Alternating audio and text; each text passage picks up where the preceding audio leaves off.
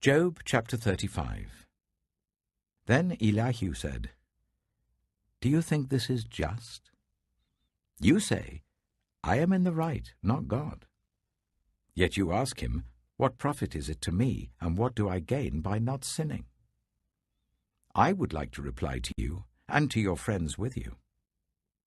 Look up at the heavens and see. Gaze at the clouds so high above you. If you sin, how does that affect him? If your sins are many, what does that do to him? If you are righteous, what do you give to him, or what does he receive from your hand? Your wickedness only affects humans like yourself, and your righteousness only other people. People cry out under a load of oppression. They plead for relief from the arm of the powerful, but no one says, 'Where is God my Maker, who gives songs in the night, who teaches us more than he teaches the beasts of the earth, and makes us wiser than the birds in the sky?' He does not answer when people cry out because of the arrogance of the wicked. Indeed, God does not listen to their empty plea. The Almighty pays no attention to it. How much less, then, will he listen when you say that you do not see him, that your case is before him, and you must wait for him, and further, that his anger never punishes, and he does not take the least notice of wickedness." So Job opens his mouth with empty talk. Without knowledge he multiplies words. Job chapter 36.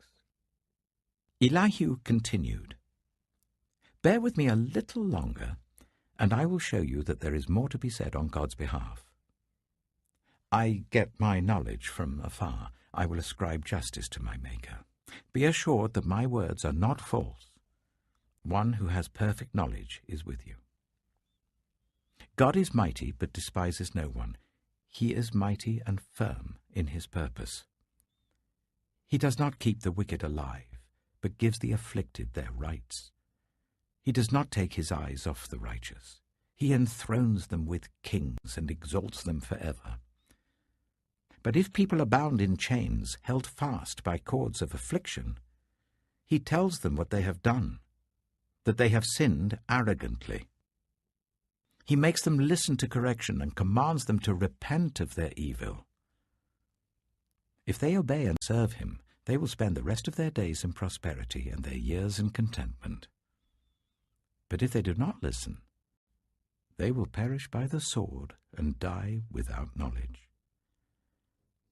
The godless in heart harbor resentment. Even when he fetters them, they do not cry for help. They die in their youth among male prostitutes of the shrines. But those who suffer, he delivers in their suffering. He speaks to them in their affliction. He is wooing you from the jaws of distress to a spacious place, free from restriction, to the comfort of your table, laden with choice food. But now you are laden with judgment due to the wicked. Judgment and justice have taken hold of you. Be careful that no one entices you by riches. Do not let a large bribe turn you aside. Would your wealth, or even all your mighty efforts, sustain you, so you would not be in distress? Do not long for the night, to drag people away from their homes. Beware of turning to evil, which you seem to prefer to affliction. God is exalted in his power. Who is a teacher like him? Who has prescribed his ways for him, or said to him, 'You have done wrong'? Remember to extol his work, which people have praised in song. All humanity has seen it. Mortals gaze on it from afar. How great is God, beyond our understanding. The number of his years is past finding out. He draws up the drops of water which distill as rain to the streams. The clouds pour down their moisture, and abundant showers fall on mankind. Who can understand how he spreads out the clouds, how he thunders from his pavilion? See how he scatters his lightning about him, bathing the depths of the sea. This is the way he governs the nations and provides food in abundance. He fills his hands with lightning and commands it to strike its mark.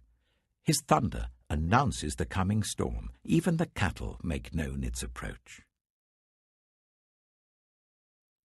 Job chapter 37.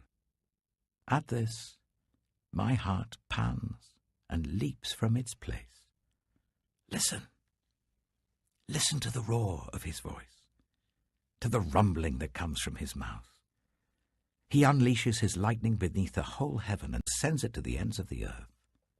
After that comes the sound of his roar. He thunders with his majestic voice. When his voice resounds, he holds nothing back. God's voice thunders in marvelous ways. He does great things beyond our understanding. He says to the snow, "Fall on the earth," and to the rain shower, "Be a mighty downpour." So that everyone he has made may know his work, he stops all people from their labor. The animals take cover, they remain in their dens. The tempest comes out from its chamber, the cold from the driving winds. The breath of God produces ice, and the broad waters become frozen. He loads the clouds with moisture. He scatters his lightning through them. At his direction, they swirl around over the face of the whole earth to do whatever he commands them. He brings the clouds to punish people, or to water his earth and show his love. Listen to this, Job. Stop and consider God's wonders. Do you know how God controls the clouds and makes his lightning flash? Do you know how the clouds hang poised, those wonders of him who is perfect in knowledge? You who swelter in your clothes when the land lies hushed under the south wind, can you join him in spreading out the skies, hard as a mirror of cast bronze? Tell us what we should say to him. We cannot draw up our case because of our darkness. Should he be told that I want to speak? Would anyone ask to be swallowed up? Now no one can look at the sun, bright as it is in the skies, after the wind has swept them clean. Out of the north he comes in golden splendor. God comes in awesome majesty. The Almighty is beyond our reach and exalted in power. In his justice and great righteousness he does not oppress. Therefore people revere him. For does he not have regard for all the wise in heart? Psalm 36. I have a message from God in my heart concerning the sinfulness of the wicked. There is no fear of God before their eyes. In their own eyes they flatter themselves too much to detect or hate their sin. The words of their mouths are wicked and deceitful. They fail to act wisely or do good. Even on their beds they plot evil. They commit themselves to a sinful course and do not reject what is wrong. Your love, Lord, reaches to the heavens, your faithfulness to the skies. Your righteousness is like the highest mountains, your justice like the great deep. You, Lord, preserve both people and animals. How priceless is your unfailing love, O God! People take refuge in the shadow of your wings. They feast on the abundance of your house. You give them drink from your river of delights. For with you is the fountain of life. In your light we see light. Continue your love to those who know you, your righteousness to the upright in heart. May the foot of the proud not come against me, nor the hand of the wicked drive me away. See how the evildoers lie fallen, thrown down, not able to rise. Proverbs Chapter 31. The sayings of King Lemuel, an inspired utterance his mother taught him. Listen, my son. Listen, son of my womb. Listen, my son, the answer to my prayers. Do not spend your strength on women, your vigor on those who ruin kings. It is not for kings, Lemuel. It is not for kings to drink wine, not for rulers to crave beer, lest they drink and forget what has been decreed and deprive all the oppressed of their rights. Let beer be for those who are perishing, wine for those who are in anguish. Let them drink and forget their poverty, and remember their misery no more. Speak up for those who cannot speak for themselves, for the rights of all who are destitute. Speak up and judge fairly. Defend the rights of the poor and needy. A wife of noble character, who can find? She is worth far more than rubies. Her husband has full confidence in her and lacks nothing of value. She brings him good, not harm, all the days of her life. She selects wool and flax and works with eager hands. She is like the merchant ships bringing her food from afar. She gets up while it is still night. She provides food for her family and portions for her female servants. She considers a field and buys it. Out of her earnings she plants a vineyard.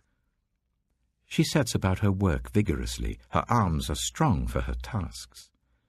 She sees that her trading is profitable, and her lamp does not go out at night. In her hand she holds the distaff and grasps the spindle with her fingers. She opens her arms to the poor and extends her hands to the needy. When it snows, she has no fear for her household, for all of them are clothed in scarlet. She makes coverings for her bed. She is clothed in fine linen and purple. Her husband is respected at the city gate, where he takes his seat among the elders of the land. She makes linen garments and sells them, and supplies the merchants with sashes. She is clothed with strength and dignity. She can laugh at the days to come. She speaks with wisdom, and faithful instruction is on her tongue. She watches over the affairs of her household, and does not eat the bread of idleness. Her children arise and call her blessed. Her husband also, and he praises her. Many women do noble things, but you surpass them all. Charm is deceptive, and beauty is fleeting. But a woman who fears the Lord is to be praised. Honor her for all that her hands have done, and let her works bring her praise at the city gate.